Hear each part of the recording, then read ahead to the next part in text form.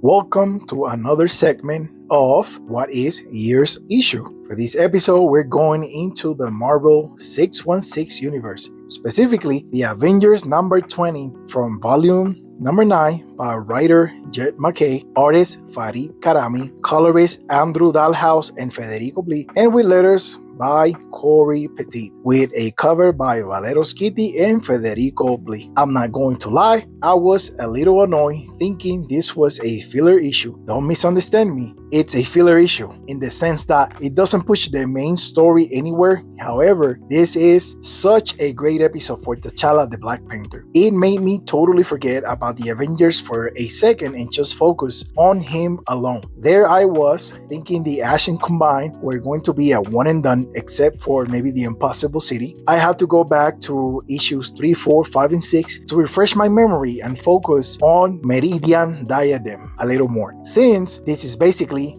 MacKay going back to expand more on his own work from earlier. It's quite good, even more than I remembered. Seeing Meridian open herself up and summon her slave warriors from within, just great stuff by Fiorelli and Blee. Then, to be defeated by Vision's hidden code within him, the Ultron genetics, if you will. Well, this could not be the Avengers if they didn't go inside Meridian and rescue the slaves inside her, right? I must admit, Sam and Carol were both correct when they said T'Challa was the right person for this mission. Inside Meridian's Tesseract space, there was a whole prison city filled with people. Their problem? Meridian had promoted some of the prisoners to wardens and other positions of authority alike. This served fruitful for Meridian. Without her direct intervention, the prisoners had structure, the oppressed oppressing each other, if you will. Since Meridian's downfall, there had been a revolt. The Wardens became the Loyalist Party after banding together, and the prisoners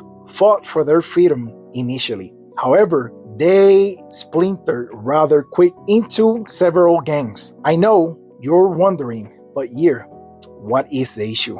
I'm getting to it, hold on. T'Challa's mission could not be one of search and evacuate anymore, because the residents had been genetically altered to only survive inside Meridian. This was their only possible home. So, with the new intel and grasp on the situation, T'Challa decided a new course of action was needed. He was to conquer and unite all the gangs. No more survival of the fittest. Have the gang fight as one people and overthrow the Loyalists together. If you're asking, why not just overthrow the Loyalists with the Avengers and then give the city to the prisoners, you might want to pay attention and pick up what T'Challa is putting down here. By T'Challa, I mean of course Jed MacKay. I'm no expert, but I believe when it comes to the social science and psychology of power structures, MacKay got this one right. In the event that the Avengers went in, took out the Loyalists, and turned the city over to the prisoners, they will undoubtedly continue fighting each other to fill in the power vacuum left behind by the removal of the Loyalists. Their oppressors being taken out of the equation doesn't really fix their own division. That's why T'Challa forced his way through the different gangs to unite them under one flag. The new problem T'Challa has with this solution is that he's placed himself at the top of this new hierarchy. The cycle